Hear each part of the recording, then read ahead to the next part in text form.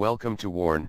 Today news is how Israel developed the most technologically advanced military across the globe. Unlike its Arab adversaries, Israel did not have natural resources to fund its economy. There was no oil or minerals. Nothing.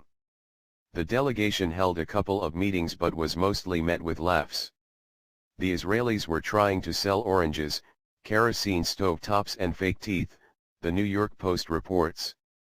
For countries like Argentina, which grew its own oranges and was connected to the electrical grid, the products were pretty useless.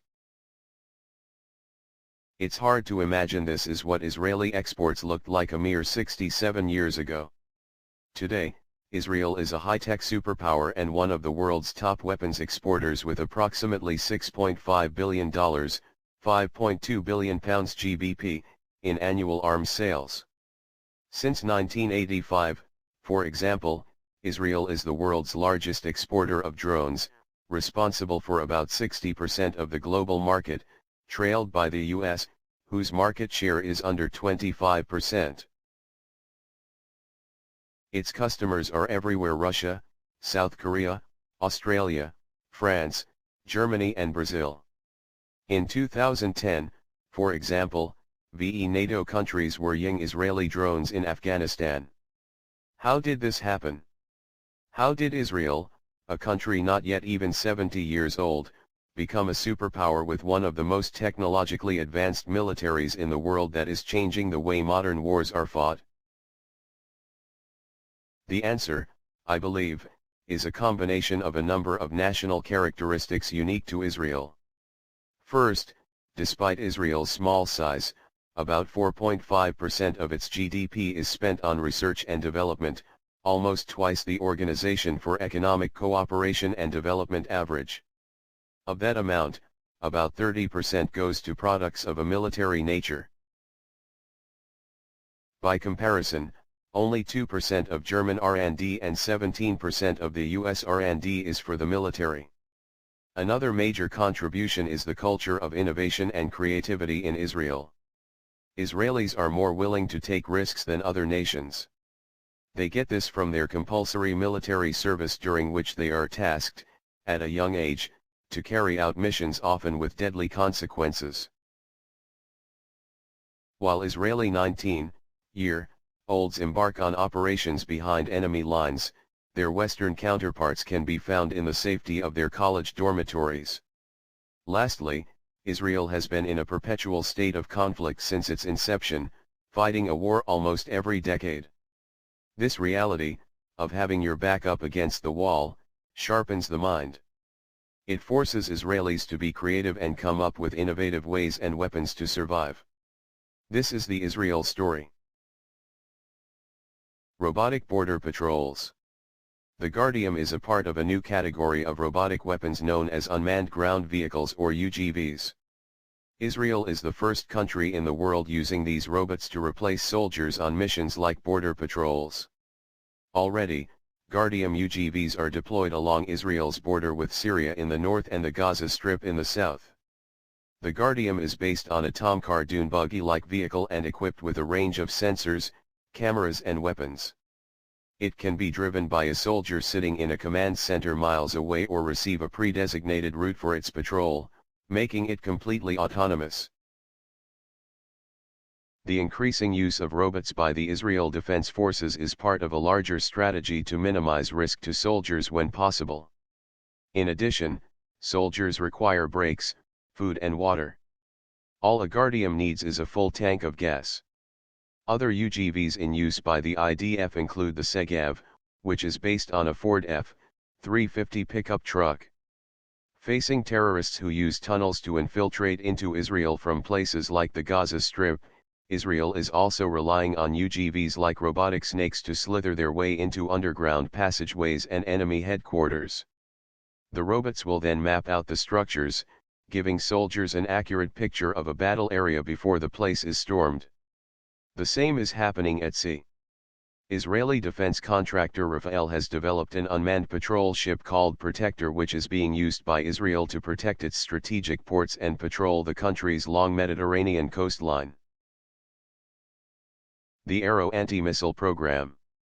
In 2000, the Israeli Air Force received its RST operational Arrow missile battery, making Israel the RST country in the world with an operational system that could shoot down incoming enemy missiles.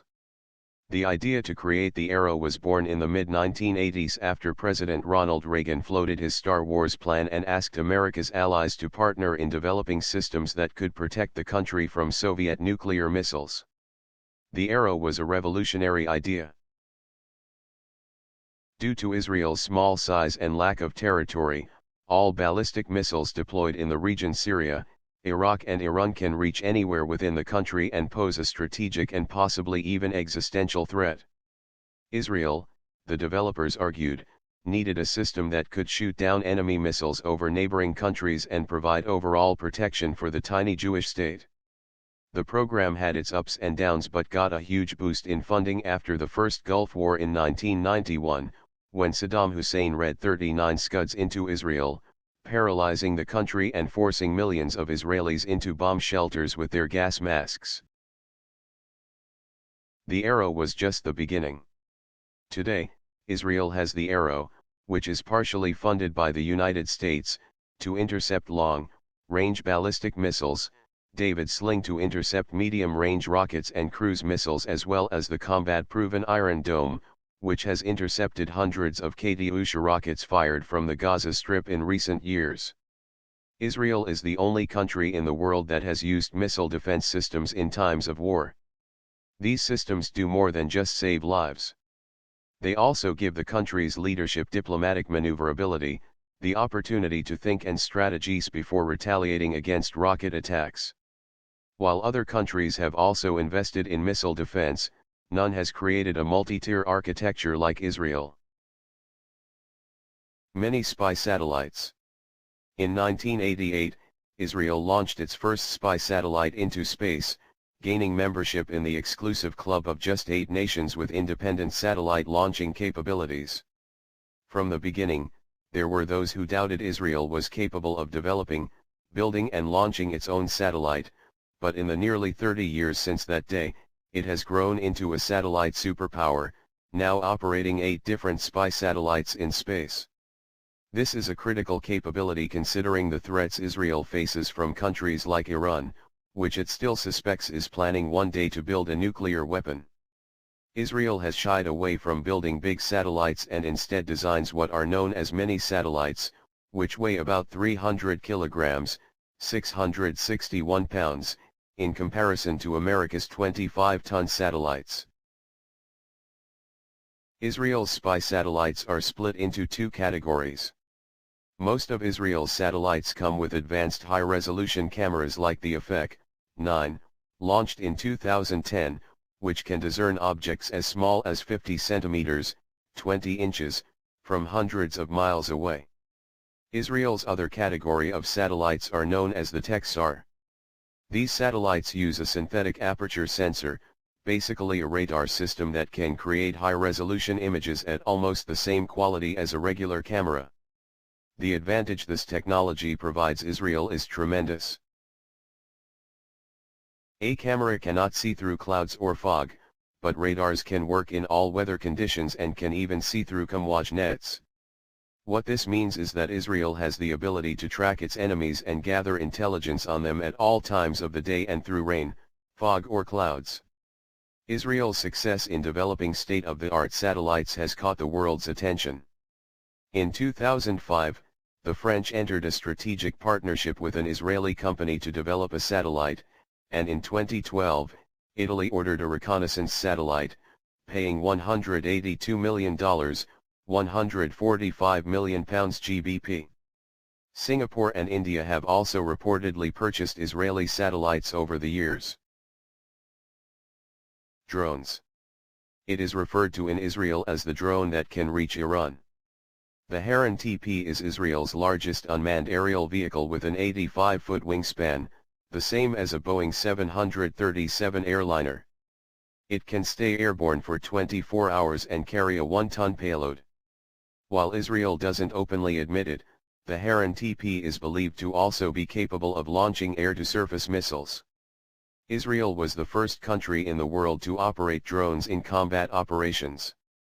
Its first use of drones was in 1969, when the Israel Defense Forces flew toy planes with cameras glued to their bellies along the Suez Canal to spy on Egypt.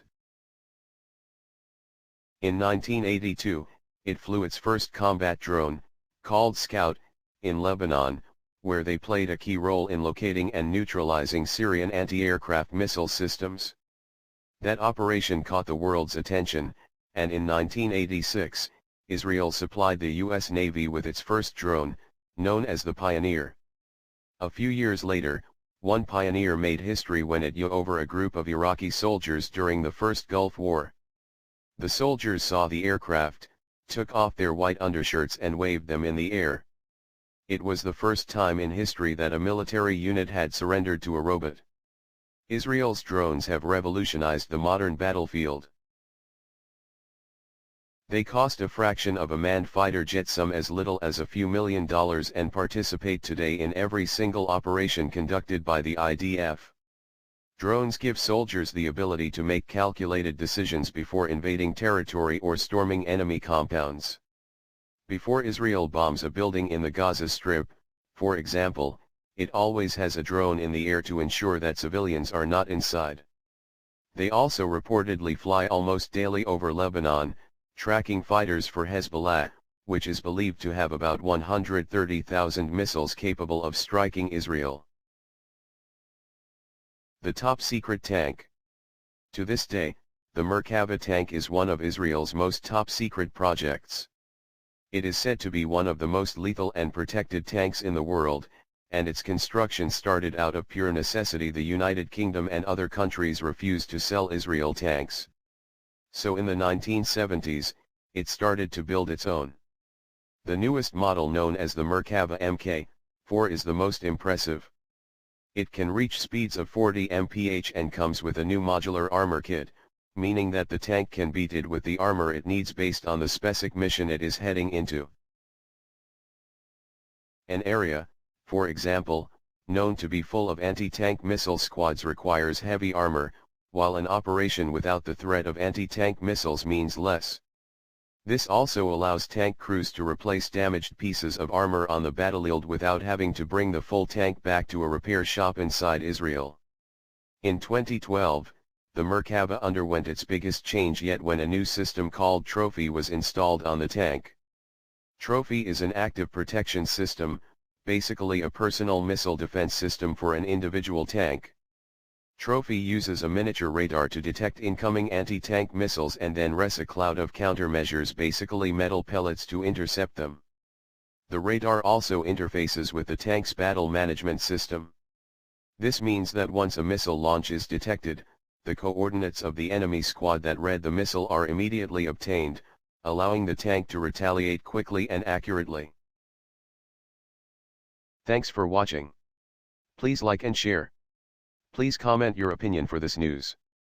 Press subscribe button for auto update to you regarding my channel World Action and Reaction News. Warn.